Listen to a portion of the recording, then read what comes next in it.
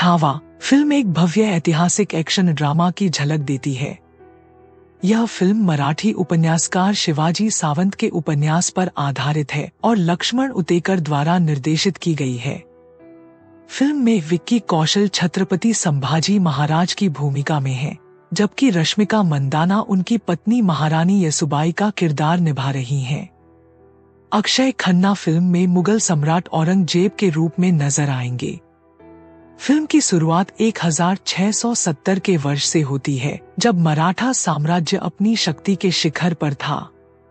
शिवाजी महाराज ने स्वराज्य की नींव रखी थी, लेकिन मुगलों और अन्य शत्रुओं की आंखें इस साम्राज्य पर टिकी थीं।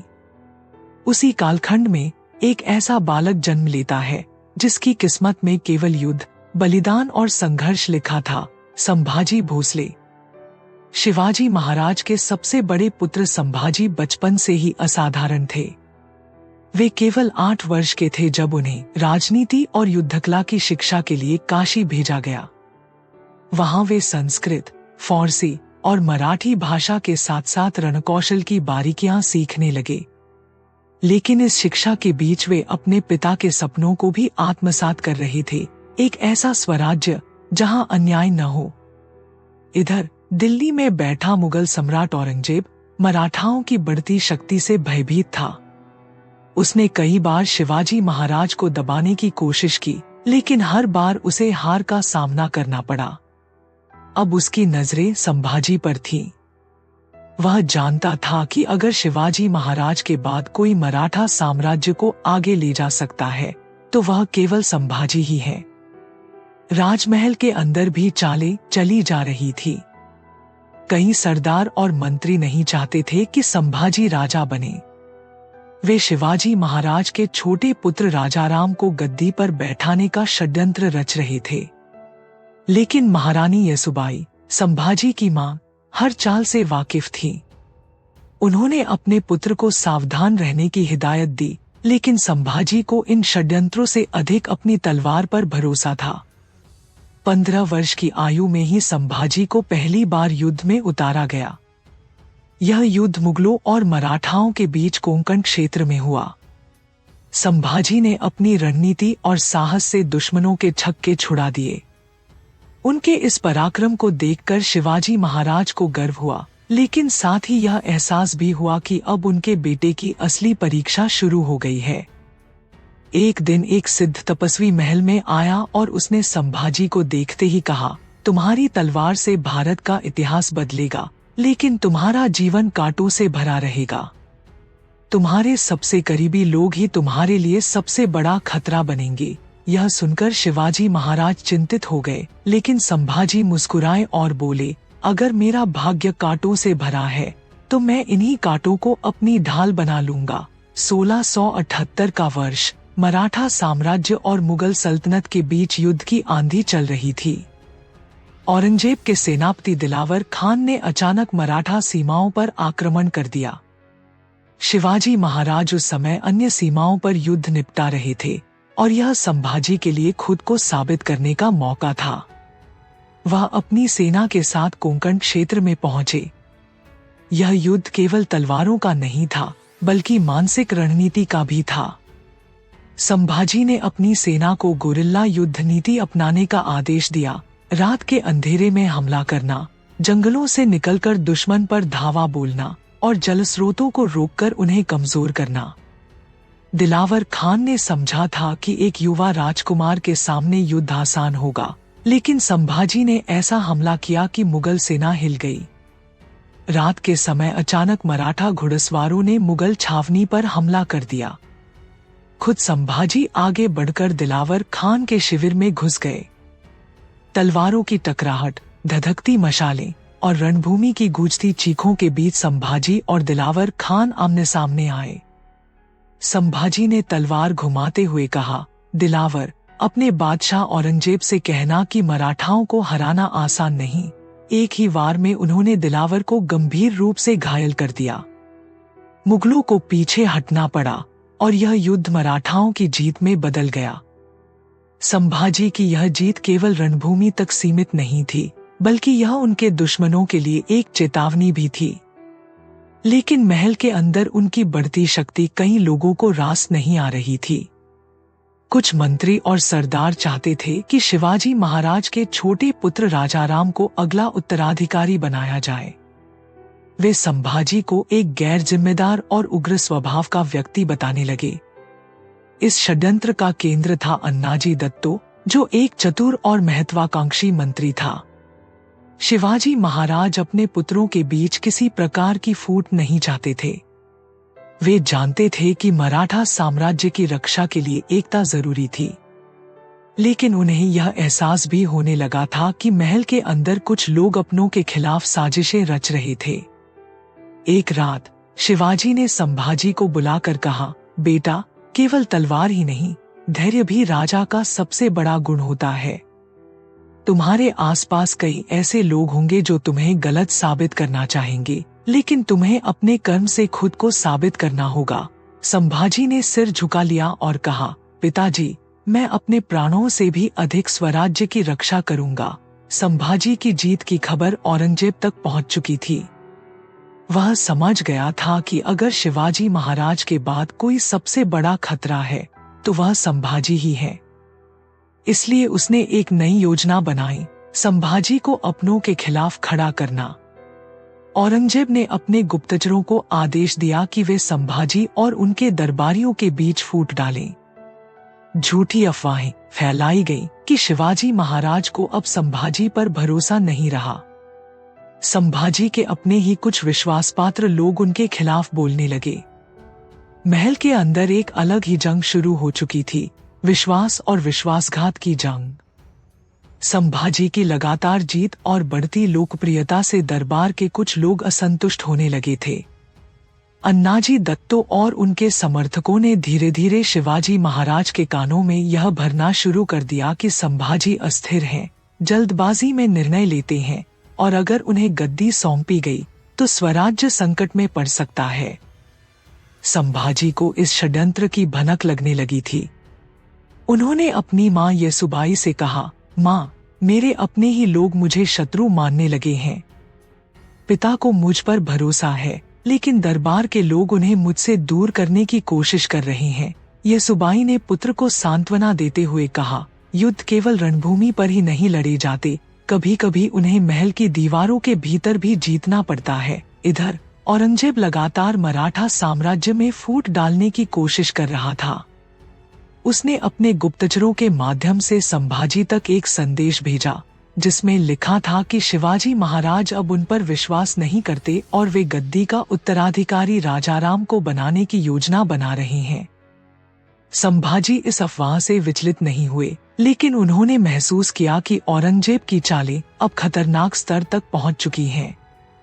दरबार में अन्नाजी दत्तो और अन्य मंत्रियों ने मिलकर शिवाजी महाराज को यह सुझाव दिया कि संभाजी को कुछ समय के लिए राज्य की राजनीति से दूर रखा जाए ताकि उनकी कथित जल्दबाजी और अधीरता नियंत्रित हो सके।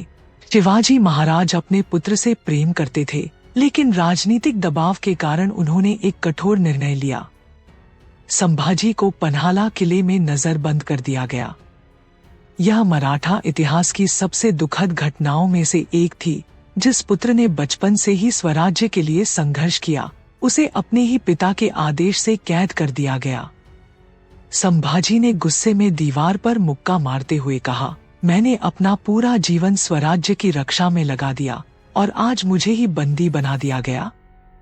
मैं इस अन्याय को कभी नहीं भूलूंगा। 1680 का वर्ष मराठा साम्राज्य के लिए एक दुखद मोड़ लेकर आया। शिवाजी महाराज अचानक बीमार पड़ गए।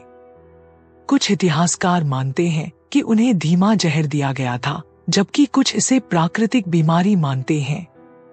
संभाजी, जो अभी भी कैद में थे, अपने पिता से मिलने नहीं जा सके। जब समाचार आया कि शिवाजी महाराज का निधन हो गया, तो संभाजी के क्रोध और दुख की कोई सीमा नहीं रही। उन्होंने अपनी कैद तोड़ने का संकल्प लिया और पन्हाला किले से भागने की योजना बनाई।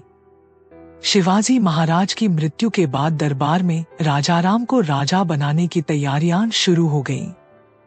लेकिन संभाजी ने कसम खाई, स्वराज्य की गद्दी पर बैठने का अधिकार मेरा है। मैं इसे किसी और को नहीं लेने दूंगा। संभाजी की इस ज्वाला ने मराठा साम्राज्य में एक नए युद्ध का संकेत दे दिया था। संभाजी बनाम महल के षड्यंत्रकारी। शिवाजी महाराज की मृत्यु के बाद संभाजी की स्थिति और भी जटिल हो गई थी। महल में अन्नाजी दत्तो और उनके समर्थकों ने राजाराम को उत्तराधिकारी घोषित करने की योजना बना ली थी। संभाजी को इस अन्याय के खिलाफ कुछ करना था, लेकिन वह पन्हाला किले में कैद थे। उन्होंने अपने सबसे वफादार साथी कवि कलश को एक गुप्त संदेश भेजा। कवि कलश ने पन्हाला के सेनापति से संपर्क किया और उसे संभाजी के प्रति निष्ठा निभाने के लिए राजी कर लिया। एक अंधेरी रात, जब पहरेदारों की संख्या कम थी, संभाजी और उनके विश्वस्त सैनिकों ने एक गुप्त सुरंग का उपयोग करके किले से बाहर निकलने की कोशिश की। जैसे ही वे बाहर निकले, दुश्मन पहरेदारों ने उन पर हमला कर दिया, लेकिन संभाजी अपनी तलवार लेकर कूद पड़े। एक एक पहरेदार को परास्त करते हुए वे जंगल की ओर भाग निकले। इधर रायगढ़ किले में अन्नाजी दत्तो और अन्य दरबारी यह मानकर चल रहे थे कि अब संभाजी उनकी राह का रोड़ा नहीं बन सकते। उन्होंने जल्दी से राजाराम को गद्दी पर बैठाने का प्रयास किया, लेकिन जैसे ही इस निर्णय की घोषणा होने वाली थी, महल के द्वार पर एक गूंजती आवाज आई, रुक जाओ।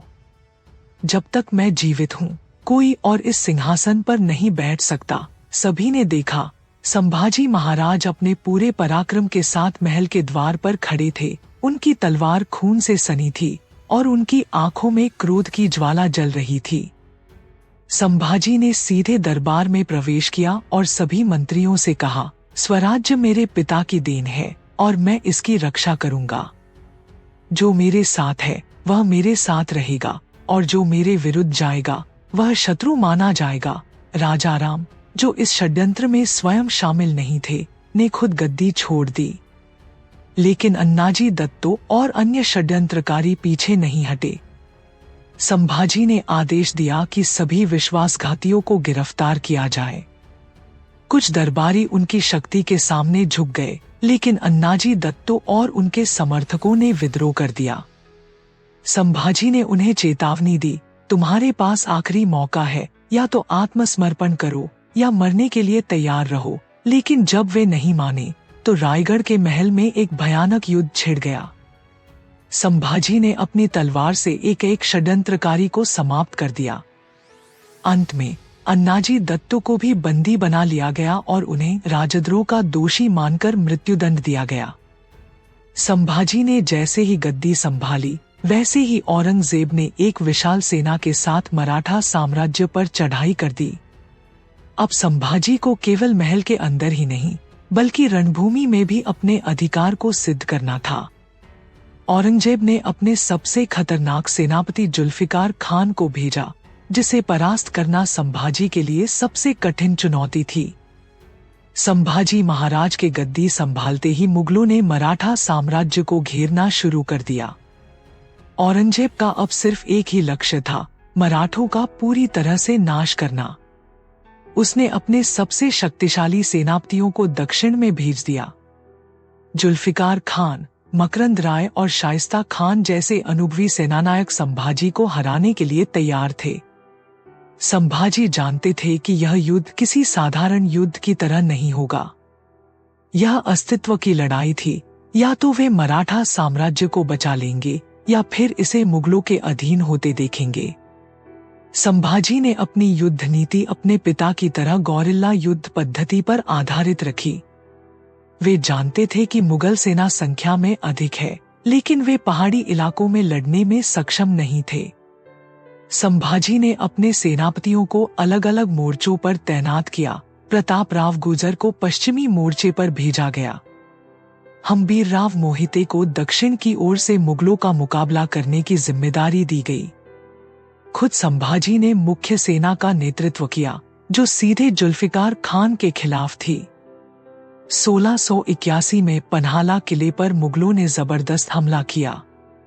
जुल्फिकार खान को लगा कि यह किला आसानी से कब्जे में आ जाएगा, लेकिन संभाजी ने एक अद्भुत योजना बनाई। उन्होंने पहाड़ियों में छिपे मराठा धनुर्धारियों को तैयार किया और जब रात हुई तो अचानक हमला कर दिया।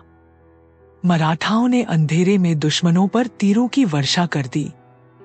जुल्फिकार खान की सेना हतप्रभ रह गई। अगली सुबह जब मुगल सेना पूरी तरह से कमजोर हो चुकी थी, संभाजी ने अपने घुड़सवारों के साथ हमला किया। जुल्फिकार खान को भारी नुकसान उठाना पड़ा और उसे पीछे हटना पड़ा। इस हार की खबर जब औरंगजेब तक पहुंची तो वह क्रोधित हो गया। उसने शाइस्ता खान को आदेश दिया कि वह दक्षिण में अपनी पूरी ताकत झोंक दे। औरंगजेब ने खुद भी सेना लेकर दक्षिण की ओर बढ़ने का निर्णय लिया। अब यह युद्ध सिर्फ एक सेनापति का नहीं, बल्कि दो साम्राज्यों के बीच निर्णायक लड़ाई बनने वाला था। इसी दौरान संभाजी को एक अजीब खबर मिली। एक रहस्यमय योद्धा, जो खुद को परशुराम का वंशज कहता था, मराठा सेना में शामिल होना चाहता था। संभाजी उससे मिले और पूछा, तुम कौन हो और तुम्हें स्वराज्य की रक्षा करने की इच्छा क्यों है? उसने कहा, मेरा नाम वीरेंद्र है। मेरा परिवार मुगलों द्वारा मारा गया था और अब मैं तुम्हारे साथ इस अन्याय का बदला लेना चाहता हूँ।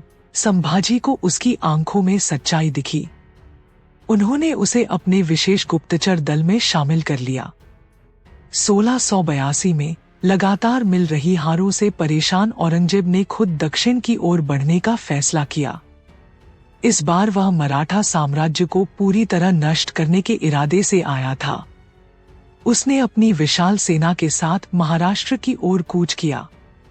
इस सेना में लाखों सैनिक थे, अफगान, तुर्क, राजपूत और पठान योद्धा, जिन्हें सिर्फ एक ही आदेश दिया गया था, संभाजी को हर कीमत पर खत्म करना है।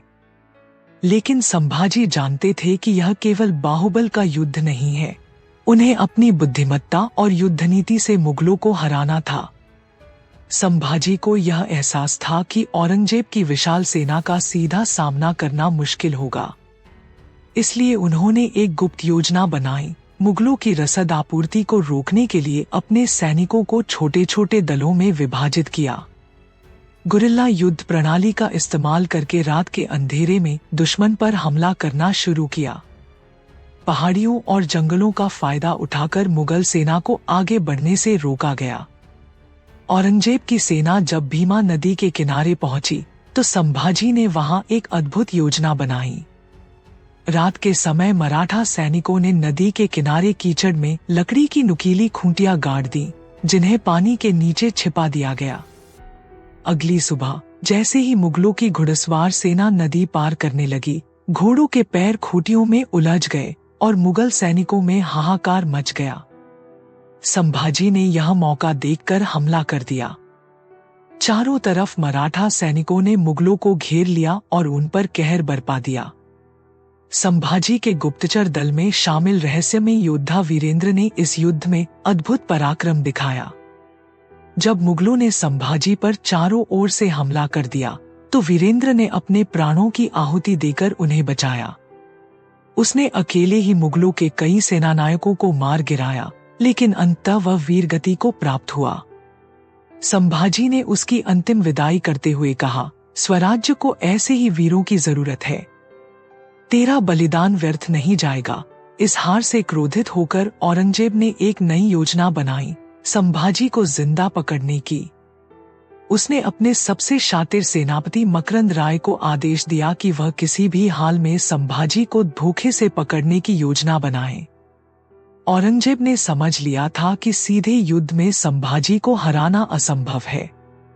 इसलिए उसने अपने सेनापति मकरंद राय को आदेश दिया कि वह कूटनीति और छल का सहारा लेकर संभाजी को जिंदा पकड़ने की योजना बनाए। मकरंद राय ने मराठा साम्राज्य में अपने गुप्तचरों को फैला दिया। उसने अफवाहें फैलानी शुरू की कि कुछ मराठा सरदार संभाजी से नाराज हैं और वे उनसे अलग होना चाहते हैं। इस बीच मकरंद राय ने एक गुप्त संदेश भेजा कि वह संभाजी से शांति वार्ता करना चाहता है। संभाजी इस चाल को लेकर सतर्क थे, लेकिन तभी उनके एक विश्वासपात्र सरदार गोपीनाथ पंत ने सुझाव दिया कि मुगलों से शांति वार्ता करना ही बेहतर होगा। संभाजी को लगा कि अगर मुगलों से बातचीत के बहाने उनकी सेना की स्थिति समझी जाए तो यह रणनीतिक रूप से फायदेमंद हो सकता है। उन्होंने कहा, हम मराठा कभी छल नहीं करते, लेकिन अगर दुश्मन हमें धोखा देना चाहता है तो हमें भी चालाक बनना होगा। वीरेंद्र, जो पिछले युद्ध में वीरगति को प्राप्त कर चुके थे, उनके छोटे भाई सत्येंद्र ने मराठा सेना में शामिल होकर संभाजी की सेवा करने की शपथ ली थी। सत्येंद्र ने एक गुप्त संदेश लाकर दिया, यह एक जाल है। मुगल छल करने वाले हैं, कृपया सावधान रहें। संभाजी ने सत्येंद्र की बात पर विश्वास किया और निर्णय लिया कि वे पूरी तैयारी के साथ इस बैठक के लिए जाएंगे। संभाजी अपने कुछ सेनानायकों और विश्वासपात्रों के साथ भोरगढ़ के पास शांति वार्ता के लिए पहुंचे। लेकिन जैसे ही वे वहां पहुंचे, मकरंद राय ने चारों ओर से उन्हें घेर लिया। यह एक षड्यंत्र था। संभाजी ने तलवार खींचकर कहा, मुगलों की यही नीति रही है, पीठ पर वार करना। लेकिन मैं संभाजी हूं, आखिरी सांस तक लड़ूंगा। उन्होंने दुश्मनों पर टूट पड़ने का आदेश दिया, लेकिन संख्याबल में कम होने के कारण मराठा सैनिकों को कठिनाई हुई। संभाजी और उनके विश्वासपात्र सैनिकों ने वीरता से मुकाबला किया, लेकिन अंततः भारी संख्या में मुगलों ने उन्हें घेर लिया और पकड़ लिया। संभाजी को बंदी बना लिया गया और औरंगजेब के शिविर में ले जाया गया। औरंगजेब ने जब देखा कि मराठाओं का शेर उसके सामने बेड़ियों में जकड़ा हुआ खड़ा है, तो उसने तंज कसा, अब क्या करेगा संभाजी? मैंने तुझे जिंदा पकड़ लिया। लेकिन संभाजी ने जवाब दिया, मराठा कभी घुटने नहीं टेकते। मैं स्वराज्य के लिए मरा भी तो मेरा नाम इतिहास में अमर रहेगा। संभाजी की गिरफ्तारी के बाद औरंगजेब ने अपनी घृणित योजना को अंजाम देने की शुरुआत की। वह जानता था कि यदि वह संभाजी को मारकर मराठों की आत्मा तोड़ सके तो उसे किसी और चुनौती का सामना नहीं करना पड़ेगा। औरंगजेब ने संभाजी को घोर यातनाएं दी। धारदार औजारों से उसकी देह को काटा गया, उसकी आंखों को निकाला गया और हर एक अंग पर घावों के निशान छोड़े गए। लेकिन संभाजी की साहसिकता और वीरता ने उसे कभी भी हार मानने नहीं दी। जब उसे यातनाएं दी जा रही थी, तब उसने दांतों में मांस का टुकड़ा दबाते हुए भी एक शब्द कहा, स्वराज्य की रक्षा के लिए मैं अपना शरीर तो दे सकता हूँ, लेकिन मराठों की आत्मा को कभी नहीं तोड़ा जा सकता। संभाजी ने अपनी अंतिम सांसों में एक गहरी शांति महसूस की और मराठा सेनापतियों को यह संदेश भेजा, मेरे शरीर को मारने से स्वराज्य समाप्त नहीं होगा। मराठा कभी हार नहीं मानते। मेरे बाद राजाराम को गद्दी पर बैठाओ और मराठों के लिए लड़ाई जारी रखो। संभाजी के इस अंतिम संदेश ने मराठा सेना में नया जोश और उत्साह भर दिया। उनका बलिदान अब मराठों के दिलों में अमर हो चुका था। संभाजी की मृत्यु के बाद मराठा साम्राज्य के लिए एक अंधकारमय समय आया। लेकिन राजाराम, जो संभाजी के छोटे भाई थे, ने अपने भाई के बलिदान से प्रेरित होकर मराठा साम्राज्य की कमान संभाली। राजाराम ने एक नई रणनीति बनाई और अपनी पूरी शक्ति के साथ युद्ध की दिशा बदल दी। उन्होंने अपने सैनिकों को यह याद दिलाया कि संभाजी का बलिदान हमारे लिए एक प्रेरणा है, हमें अपनी मातृभूमि के लिए लड़ना है और हम कभी हार नहीं सकते। राजाराम ने मुगलों को जबरदस्त चुनौती दी। उन्होंने सिंधुदुर्ग जैसे किलों पर कब्जा किया और औरंगजेब की सेनाओं को लगातार हराया। मुगल साम्राज्य के सेनापति और शहजादे परेशान थे, क्योंकि वे जानते थे कि अगर मराठों का प्रतिरोध जारी रहा तो यह युद्ध उनके लिए अभिशाप बन सकता है। संभाजी की मृत्यु ने मराठों के दिलों में एक ऐसी आग भड़काई जो कभी बुझने वाली नहीं थी। मराठों ने उस आग में अपनी अस्मिता और स्वराज्य की उम्मीद को जलाया। राजाराम ने अपने बड़े भाई की रणनीति को आगे बढ़ाया और मराठों को एकजुट किया। उनकी जीत सिर्फ एक संघर्ष की शुरुआत थी। औरंगजेब और मुगलों के खिलाफ संघर्ष में मराठों की एकता और संघर्ष की भावना और भी मजबूत हो गई। संभाजी की वीरता, बलिदान और अदम्य साहस मराठा इतिहास का एक अभिन्न हिस्सा बन गए। उनका नाम आज भी मराठों के दिलों में एक प्रेरणा के रूप में जीवित है और स्वराज्य के लिए उनकी लड़ाई इतिहास के पन्नों पर अमर रहेगी। संभाजी का जीवन एक साधारण कथा नहीं, बल्कि एक महान योद्धा की कहानी है, जिसने अपने प्राणों की आहुति दी लेकिन अपने स्वराज्य की रक्षा के लिए कभी भी पीछे नहीं हटा। उनकी आत्मा मराठों के संघर्ष और साहस की प्रतीक बन गई। स्वराज्य के लिए कभी हार नहीं मानी जाती। अगर वीडियो अच्छी लगी हो तो दोस्तों एक प्यारा सा कमेंट छोड़कर जरूर जाए। थैंक्स।